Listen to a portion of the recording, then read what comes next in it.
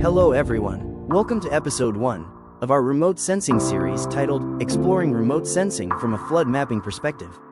I'm Surveyor David, and in this video, we'll answer a simple but powerful question: what is remote sensing? Whether you're a beginner or refreshing your knowledge, you're in the right place. Let's start with a basic definition. Remote sensing is the science of obtaining information about objects or areas from a distance, typically from aircraft or satellites, without making physical contact. Think about it like this: taking a photo with your smartphone from a drone flying above your farm. That's remote sensing at a small scale. Satellites do the same thing, but on a much larger, global scale. Real-life flood mapping context. Now, how does remote sensing relate to flood mapping? Let me give you a quick example. In 2022, after heavy rainfall in Makurdi, the new state, parts of the city were flooded. Satellite images from Sentinel-1 helped identify the flood extent even through cloud cover. That's how remote sensing provides actionable data during emergencies. We didn't have to fly a drone or walk around with GPS. The data came from space, ready to analyze. Components of remote sensing. There are 5 key components of remote sensing. Energy source, typically the sun for passive sensors.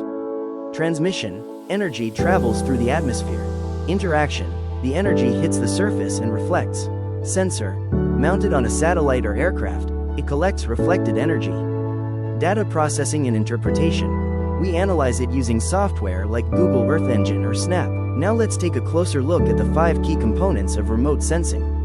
These components form the backbone of how remote sensing works, from capturing data in space to analyzing it right here on Earth. Energy source. First, we need an energy source. This is typically the sun, especially for what we call passive sensors, like those on Landsat or Sentinel-2. The sun emits electromagnetic energy which travels to the Earth's surface. 2. Transmission through the atmosphere. Next, the energy has to travel through the atmosphere. Along the way, some of it is absorbed, scattered, or reflected. Only certain wavelengths make it through clearly. These are known as atmospheric windows, and we'll explore that in the next video. 3. Interaction with the surface. Once the energy reaches the Earth's surface, it interacts with different objects, like water, soil, vegetation, or buildings. These objects reflect or absorb energy in different ways, which creates what we call a spectral signature. 4. Sensor collection. That reflected energy then travels back up to a sensor, which could be mounted on a satellite, drone, or aircraft. The sensor records the energy in different spectral bands and converts it into digital images. Data processing and interpretation. Finally, the raw data from the sensor is processed and interpreted using tools like Google Earth Engine, Snap, or QGIS. This is where the magic happens. We turn numbers into maps and insights that can be used to monitor floods, detect changes, and support decision-making. So, to sum it up, from sunlight to satellite, and finally to software, that's the full journey of remote sensing in action. Each of these 5 steps plays a critical role in helping us understand what's happening on Earth's surface, especially during flood events. In the world of remote sensing, there are 2 main types of systems based on how the data is acquired: passive and active remote sensing. Let's break them down. 1. Passive remote sensing. Passive remote sensing relies entirely on natural energy sources, most commonly the sun.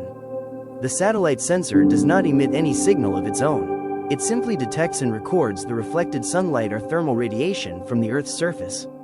This is similar to taking a picture with a regular camera. You need light for it to work. Examples of passive remote sensors include Landsat 8 and 9, Sentinel-2, MODIS on the Terra and Aqua satellites. These sensors work in the visible, near-infrared, shortwave infrared, and thermal portions of the electromagnetic spectrum. Why is this important for flood mapping?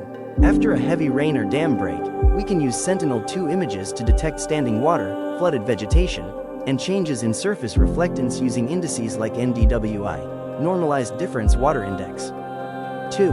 Active remote sensing. Unlike passive systems, active remote sensing systems generate their own energy. These sensors emit signals, typically in the form of microwave or laser pulses, and then measure how much of that signal bounces back after hitting the Earth's surface. This is like using a flashlight in a dark room. You don't need the sun, because your sensor provides the energy. Examples of active sensors include synthetic aperture radar, SAR, from Sentinel-1, LiDAR, light detection and ranging, radar altimeter and scatterometers. Why is this crucial for flood mapping? During a flood event, especially under heavy cloud cover or at night, optical sensors fail because they can't see through clouds. But Sentinel-1's radar waves penetrate clouds and darkness, allowing us to detect waterlogged areas anytime, day or night, rain or shine. We use SAR data and software like ESA Snap to delineate flood extent with high precision, even in challenging conditions. So in short, passive sensors depend on the sun. They're great for clear, sunny days. Active sensors create their own energy. They're unbeatable in cloudy or nighttime flood conditions. In flood mapping, using both types together gives you the full picture: optical for clarity, radar for reliability. Why remote sensing is powerful for flood mapping. Here's why it's a game changer. Large-scale coverage. See hundreds of kilometers at once. Repetitive. Satellites revisit the same location frequently. Non-intrusive. You don't need to access the area physically. Multispectral.